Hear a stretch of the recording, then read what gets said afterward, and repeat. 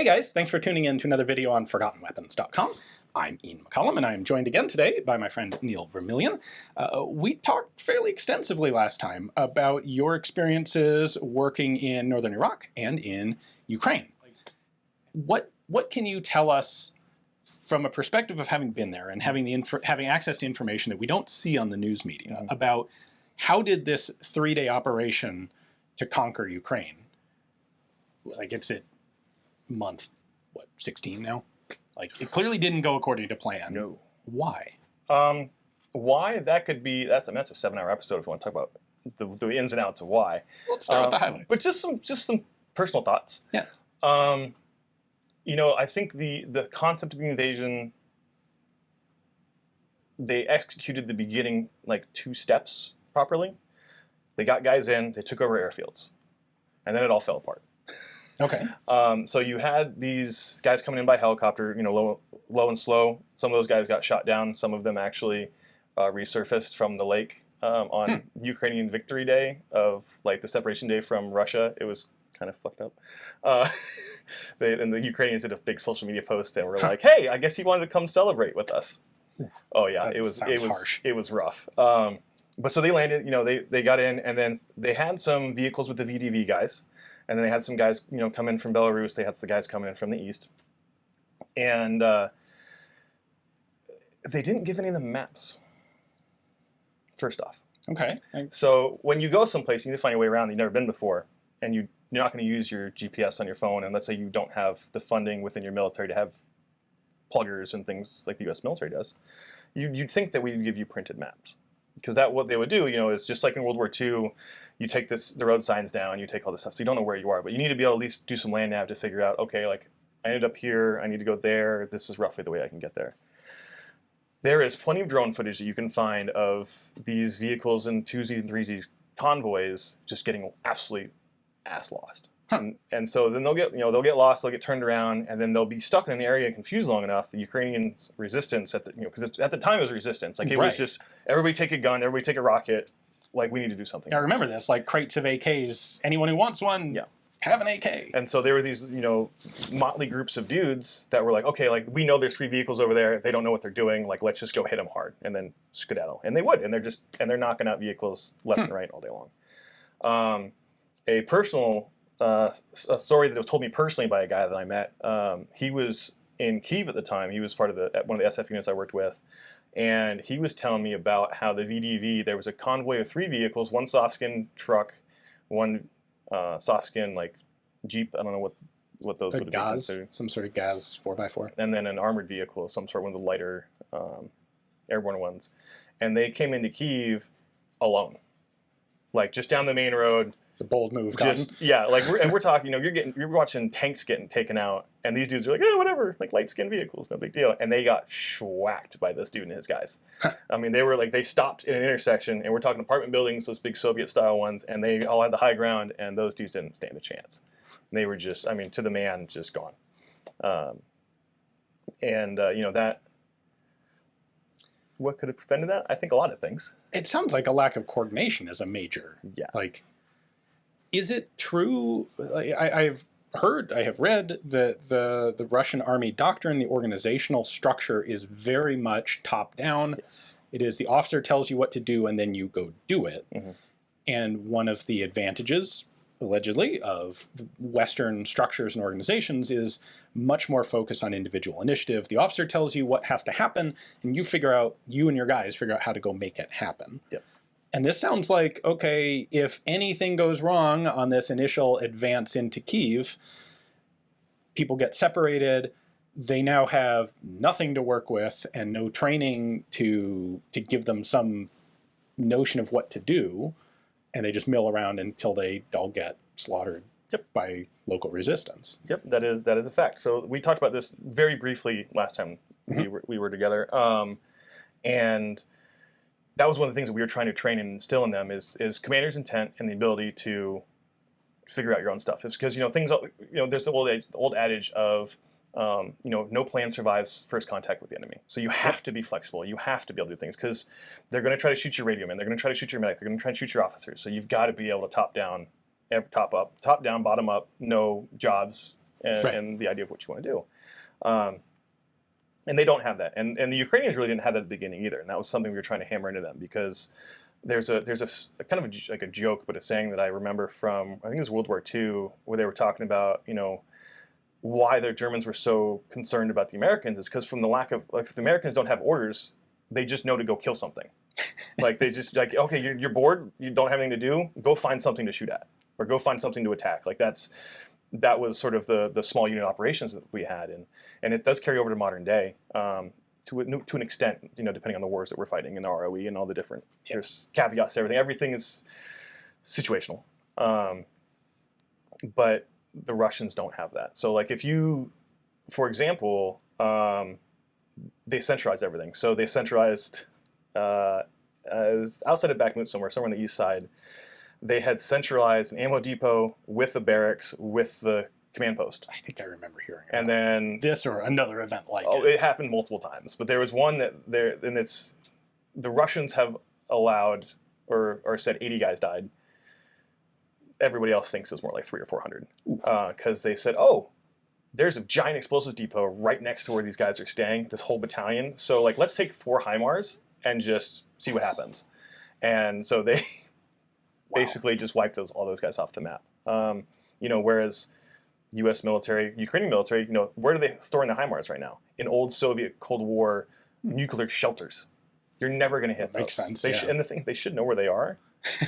Somehow, I guess they forgot those maps too. Oh, God. So they can't seem to knock those guys out either. That's some serious incomp. Like, I get knowing where it is, but not being able to do anything about it because it's a nuclear hardened bunker. But if you don't even know where it is and you're the guys who built it in the first place. And you know where you drive in and out of. I don't know how many entrances and exits there are to these places, but, like, there's only a finite amount. If you built it, you would know. Yeah. So you can be like, okay, so if we just collapse these, we can at least keep those in there. No, they can't even do that.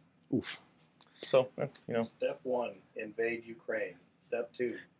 Yeah. Greed, profit. Yeah. Well, Prigozhin's on that already. Oh, yeah. The amount of money that dude's made is insane off this whole situation. I don't know that it ultimately is going to work out well for him. No. He might not live to see it because all those oligarchs are getting knocked off too. Yeah. From your perspective, having been over there and actively training a bunch of the Ukrainians, how well do you think they're taking those lessons of more of a Western style of operation? Well, have they lost? I'm just saying. I mean, not yet. It's supposed to be a pure force, right? And Ukraine was supposed to be one of the weakest and most corrupt militaries in the world. Yes, I have heard that. And it looks like... And Russia strong. Yeah, and I don't think it's... I think that was a big old lie. I mean, the fact, like, the situation on the ground doesn't lie. Yeah. If it wasn't true, Ukraine wouldn't be there anymore. Yeah. But somehow they are. Exactly.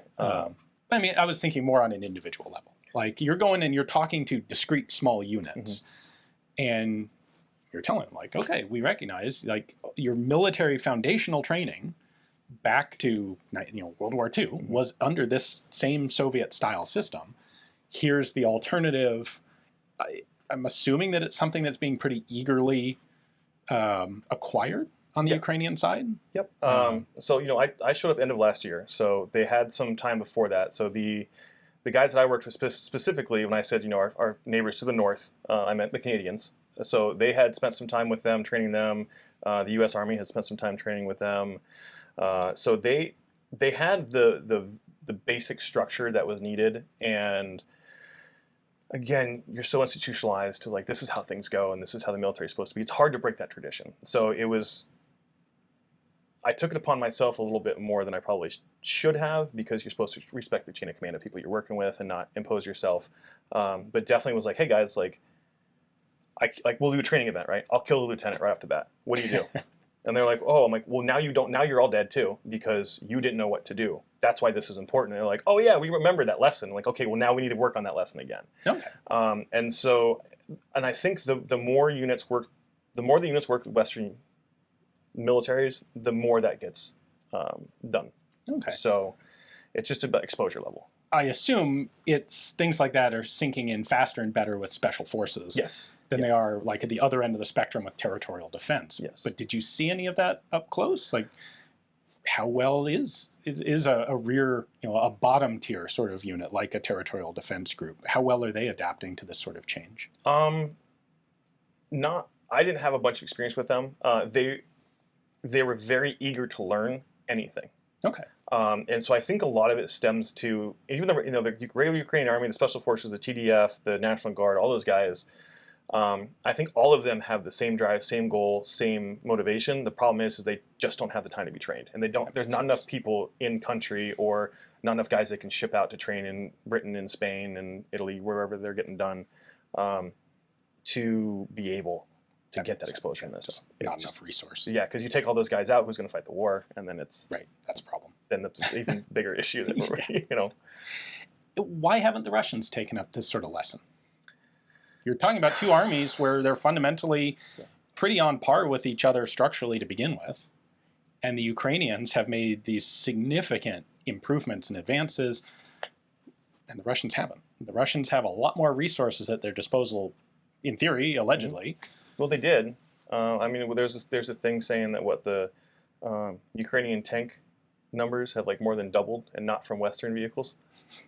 Like, I don't have the answer for that, because you look at all the wars that Russia's fought where this is the same thing. Like, there was a real famous video from, I want to say it was Chechnya, where a Russian unit went in, and the Chechen rebels, they ended up at a train yard. I'm not sure if you're familiar with this story. No, they were all annihilated to the man. Huh. And it was like this 4 or 5 day thing, and then they tried to bring some guys in to bail them out, and they all got killed, and it was this, and this was in the 90s, right? Yeah.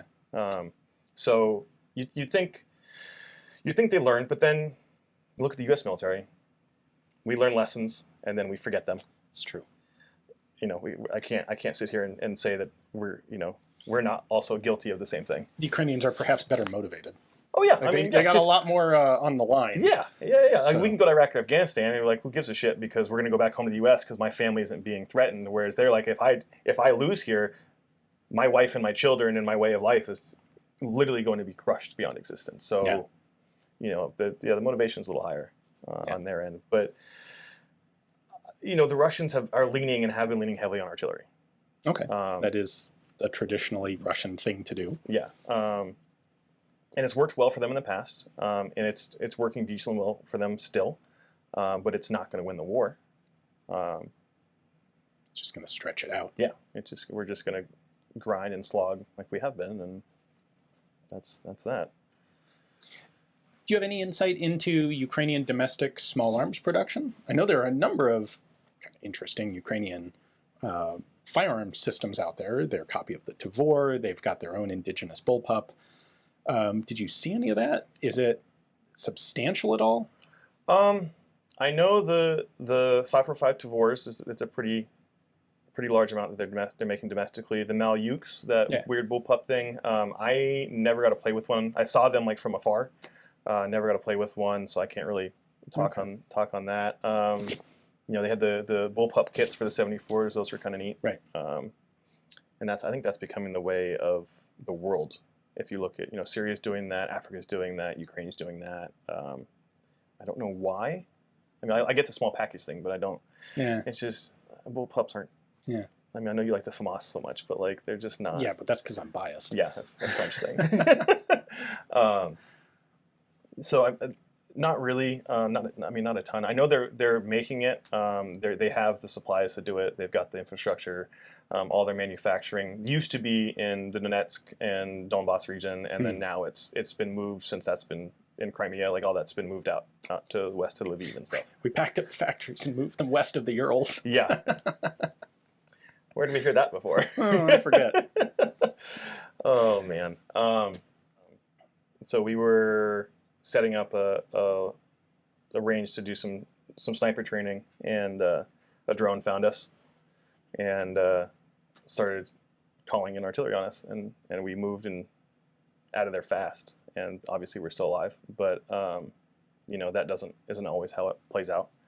Actually, on this previous Monday, my friend Shaman was killed in an artillery strike. He was I'm sorry. A senior NCO with a unit out there, and so that was kind of shitty. But That's what it is.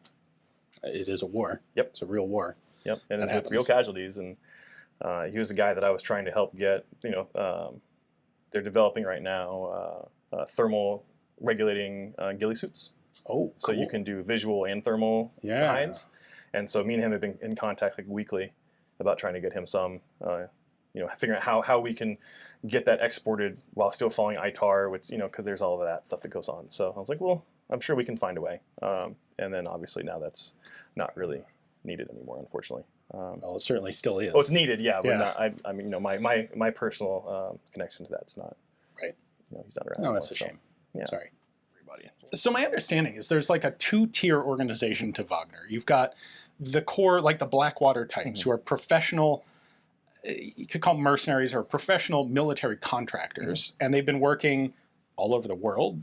Wagner was deployed, I think, fairly extensively across parts of Africa as part of resource gathering, influence building sorts of operations. And then as the war heats up, then you also have like the Wagner cannon fodder corps. And they're sort of two discrete elements that fall into the same organization. Yeah.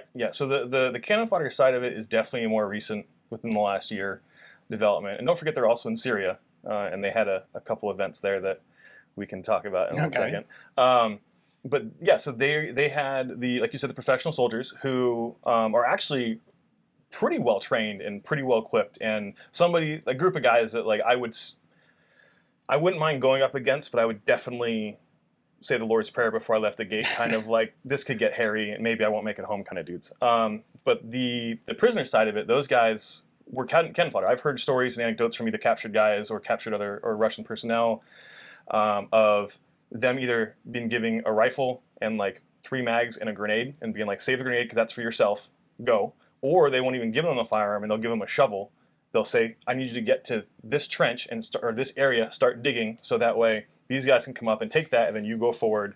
And they leapfrog not as an assault unit, but as a forward defensive emplacement unit. That's a new take on combat engineers. Yeah, and not one I'd ever want to be part of. No, I don't think so. So I mean, yeah, they're like I said, the professional side of them are professional.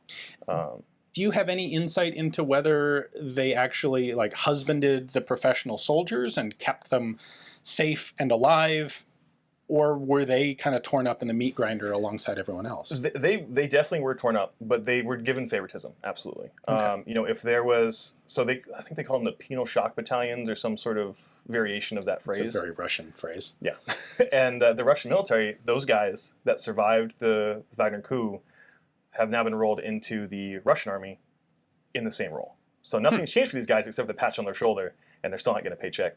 They're still, and then the guys that are surviving are getting released back. And there have been reports that I've heard about where most recently this last weekend before, there was a report of a dude went home somewhere in eastern Russia and killed 6 people.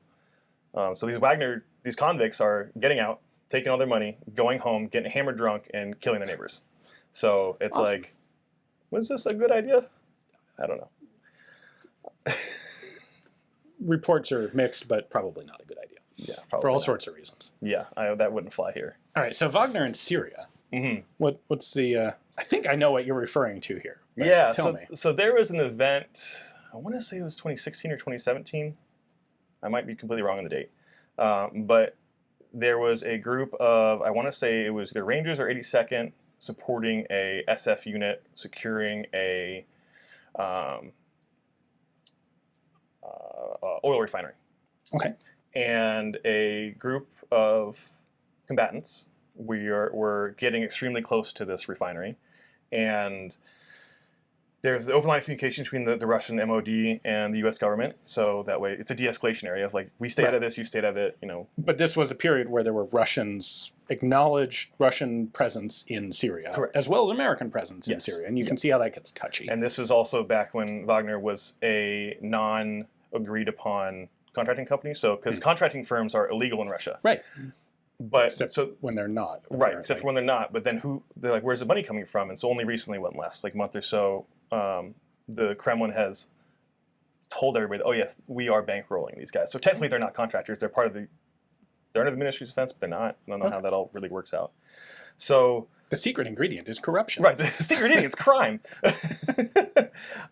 And so, you know, the U.S. government calls our Russian hotline and go, hey guys,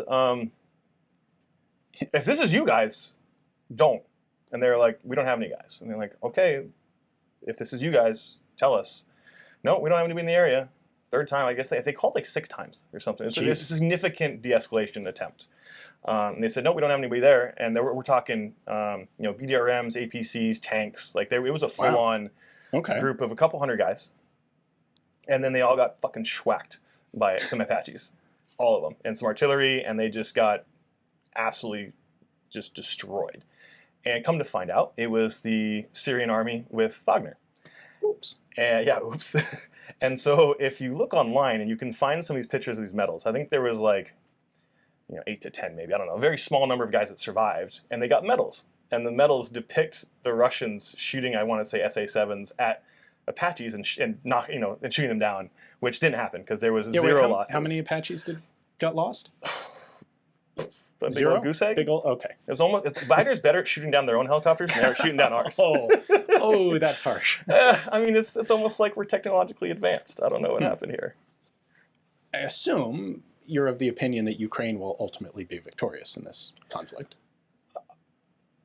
I do. But there is the fact that Russia just has more people. So if they're going to grind it out like they're doing right now, and they're having these defensive lines that are 10 miles deep or something like that are 1,000 miles long, it's just insane level of fortifications. If the Ukrainians can't get through that and push the Russians out, and they just get bogged down, they can get killed by artillery from afar. And the problem is that Ukraine just doesn't have this. They don't have millions of people. This sounds like a World War I problem. Yeah. This turns into a stalemate. Yep. And who bleeds out first from a stalemate? Yeah, and I think Ukraine will bleed out first because they just don't have the numbers. It's a small country. Even with, I mean, it's not that small. It's smaller than Russia. Yeah, it's true. Even with the technological support, you think, from the West? Yeah. Okay. Going back to the, technology, it only works if you got batteries, kind of thing. It's true. If you got guys to pull the trigger, it's fantastic. But if you run out of dudes and you run out of women, that's all it is. And that's the thing that Russia's doing right now to keep those numbers down, because we all, there's a giant gap in what they say is it, what we say it is, and somewhere in between is going to be the real number. Right. But a lot of the guys that they're losing, they're not from around Moscow. They're not from those areas. Right. They're from the Far East, where these little podunk towns where nobody. They don't have running water or like indoor plumbing. Yeah. And so when those guys die, the government doesn't care because it's not there for the people. The people don't see it. The people in those little towns see it. They don't have internet access, so they can't talk about it. So you can lose 1 million of those people. Yeah, that's true. And Putin doesn't give a shit. I care as a humanitarian. Like, that's a horrible thing to do. Like, you shouldn't just go throw 1 million lives away for something like this, or for anything. But they have the ability to do that. That's true. And I think what's going to be their ultimate downfall is when they run out of those people, if Ukraine still has guys left, and they start pulling from the Moscow suburbs and the people that... Welcome to Vietnam. Yep. Then you're going to have that same problem. Same thing they had in the Soviet invasion of Afghanistan. Right. Because once you can see those gravestones and those fallen guys and you know them, you become anti-war very quickly. I can absolutely believe that. Yeah. So, yeah. All right. Well, thank you for joining us again. It was fun to get some more insight into the ongoing war in Ukraine. Hopefully you guys enjoyed it as well. Let me know down in the comments. Thanks for watching.